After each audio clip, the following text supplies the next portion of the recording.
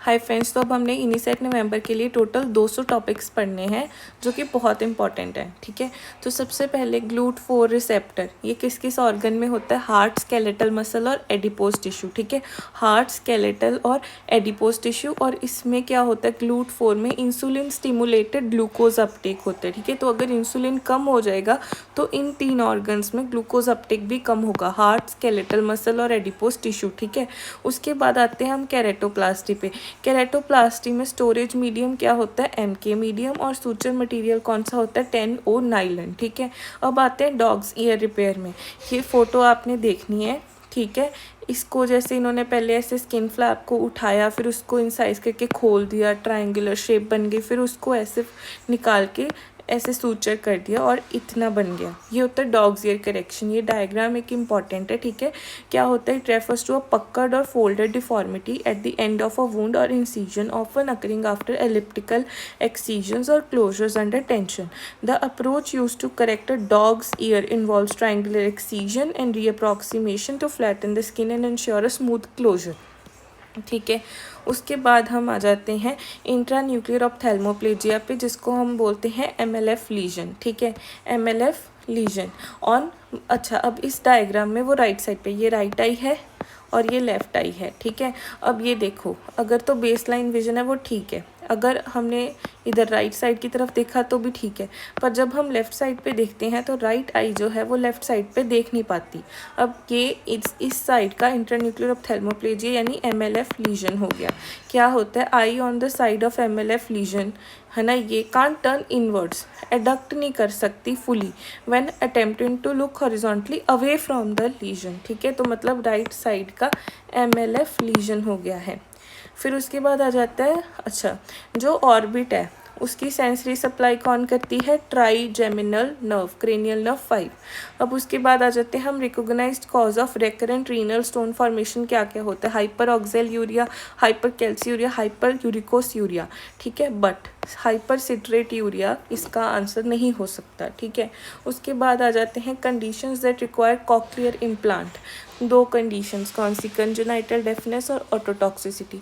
और कौन सी कंडीशन इसमें नहीं हो सकती? ऑटोस्क्लेरोसिस और कंजेनाइटल स्टेपिस फिक्सेशन, इसका आंसर नहीं हो सकता। फिर है जो मीरोपेनम्स होते हैं जैसे कार्बिपेनम, ये मोस्ट अप्रोप्रिएट एंटीबायोटिक कब होते हैं? जैसे एक डायबिटिक पेशेंट है जिसको सेप्टिक शॉक हो चुका है। क्यों हो गया? क्योंकि उसको कॉम्प्लिकेटेड UTI थी।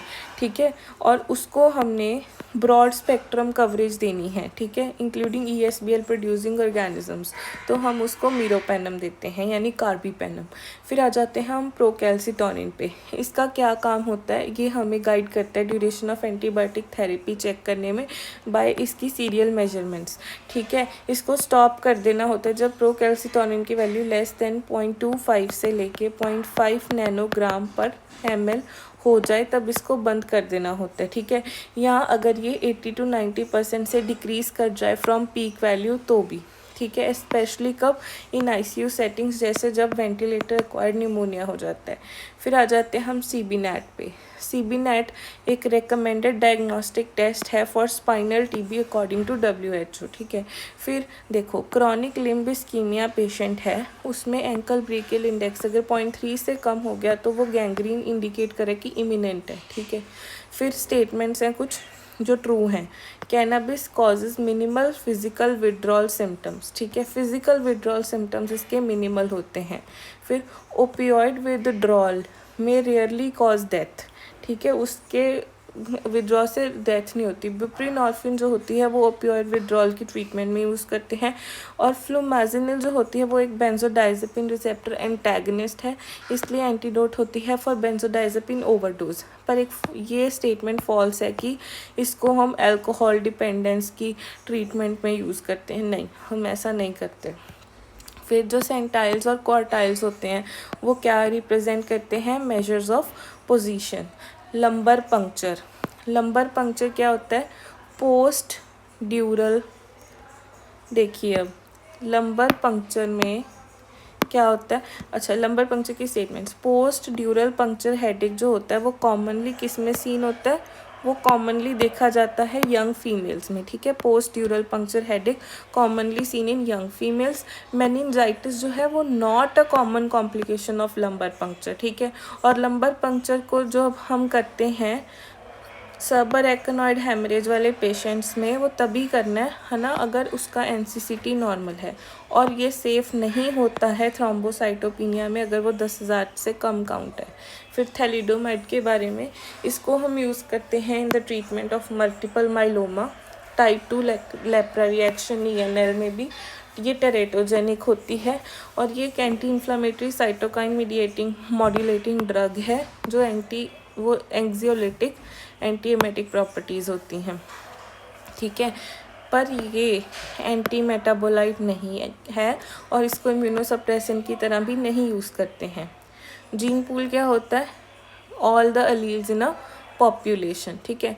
फिर जो वालप्रोएट होता है इसको हम प्रेगनेंसी में अवॉइड करते हैं, क्योंकि इससे न्यूरल ट्यूब डिफेक्ट होते हैं। वैसे ये बाइपोलर की ट्रीटमेंट के लिए यूज़ करते हैं। तो कौन सी यूज़ कर सकते हैं? ऑक्सकार्बाजिपिन, ठीक है। ऑक्सकार्बाजिपिन यूज़ कर सकते हैं। और कौन सी होती हैं, सॉरी गाइस, ऑक्सकार्बाजिपिन यूज़ कर सकते हैं, लेमोट्राइजिन, लेवेटिरासिटाम, ये सब यूज़ कर सकते हैं। प्रोटोजोन्स जिनकी 2 मॉर्फोलॉजिकल फॉर्म्स होती हैं, कौन से नेग्लेरिया, फाउलरिया, कैंथमीबा और जियार्डिया, ठीक है। कौन सा नहीं होता? ट्राइकोमोनास नहीं होता। फिर है सेकेंडरी सिफिलिस। इसका डायग्नोसिस कैसे कंफर्म कर सकते हैं? सीरोलॉजी से। कैसे होता है? हाथ दिखाएंगे आपको, उस पर ब्राउनिश वाइट पैचेस दिखेंगे ऐसे फिंगर्स पे, ठीक है। फिर न्यूरोसिस्टिक सर्कोसिस की फ़ोटो दिखेगी, CT दिखाएंगे, ऐसे ब्रेन में ऐसे वाइटिश से पैच से होंगे, ठीक है। फिर बेजोल जेरिश रिफ्लेक्स के फीचर्स क्या क्या होते हैं? हाइपोपनिया या एपनिया, ब्रेडिकार्डिया और हाइपोटेंशन, ठीक है। उसके बाद इसका आंसर टैकीकार्डिया नहीं हो सकता क्योंकि ब्रेडिकार्डिया है। उसके बाद पाल्मर नोटेशन कौन सी होती है? डेंटल नोटेशन में ऐसे, ये left upper quadrant, left lower quadrant, right upper quadrant, right lower quadrant, ये तो सब में सेम होता है सभी नोटेशन में। बस ऐसे अगर नंबरिंग है तो वो पाल्मर नोटेशन है। नंबर की जगह अल्फ़ाबेट्स हैं, A to E, 20 होते हैं ना प्राइमरी टीथ, तो फिर ये प्राइमरी डेंटिशन हो गई, ठीक है। उसके बाद अगर बाकी के सिस्टम देखें, वैसे क्वेश्चन इस पे आ रखा है और बाकी हमें पता होने चाहिए थोड़ा बहुत। हार्डियप सिस्टम होता है, नंबरिंग होती है साथ में प्लस माइनस, और प्राइमरी में 1 to 5 लिखा होता है। यूनिवर्सल नंबरिंग सिस्टम में ऐसे होता है, पहले 1 से 16, फिर 17 से 32 इधर को, और अल्फ़ाबेट में भी ऐसे A से I, फिर A से J, फिर K से T, ठीक है। और FDI वाला होता है ऐसे 11 का, 11, 21, 31, 41, ठीक है। उसके बाद आ जाते हैं हम एक फैक्ट पे, ड्रग इंटरेक्शन। देखिए, जब हम कार्बामाजिपिन और एरिथ्रोमाइसिन इकट्ठे देते हैं तो अटैक्सिया हो जाता है। क्यों? क्योंकि जो कार्बामाजिपिन है उसको मेटाबोलाइज कौन करते हैं? CYP3A4, और इसको एरिथ्रोमाइसिन इनहिबिट कर देता है, और फिर ये बढ़ जाएगा तो इसकी टॉक्सिसिटी से अटैक्सिया होने लग जाएगा। फिर आ जाते हैं हम जुवेनाइल नेजोफेरेंजियल एंजियोफाइब्रोमा पे, JNA लिखा होता है इसको, ठीक है। इसमें रिकरेंट एपिस्टैक्सिस होता है, यूनिलेटरल नेजल ऑब्स्ट्रक्शन होती है, एक्सक्लूसिव होता है टू एडोलेसेंट बॉयज़, और इसमें बायोप्सी नहीं करते क्योंकि ये हाईली वैस्कुलर है तो ब्लीडिंग का खतरा रहता है। अब ये लास्ट चीज़ है, इसके बाद हम नेक्स्ट वीडियो में पढ़ेंगे। कानागावा फिनोमिनन वागात्सुमा अगर के साथ रिलेटेड होता है, और ये किसका कैरेक्टरिस्टिक है? विब्रियो पैराहेमोलिटिकस।